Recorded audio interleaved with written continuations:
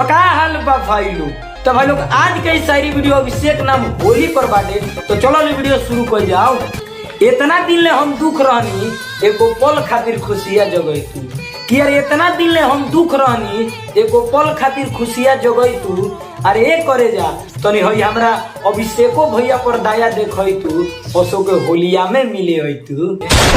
लेके हमारा है बीती तहरा साल बदल गईले करे जा बोला ना तू कहिया बदलबू कि अरे नया साल बदल गईले करे जा बोला ना तू कहिया बदलबू। आ कहते कहते हई हमरा अभिषेक भैया के मुंह दुखा गई ए करे जा ओसो को होलियो में घूमे कहीं चलबू।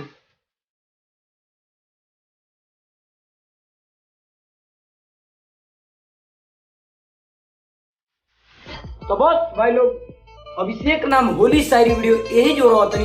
अगर अपनो नाम के शायरी वीडियो बनवाओ चाहतनी तो नीचे कमेंट करी। मिला जी फिर से भी हम तब तक के लिए बाय।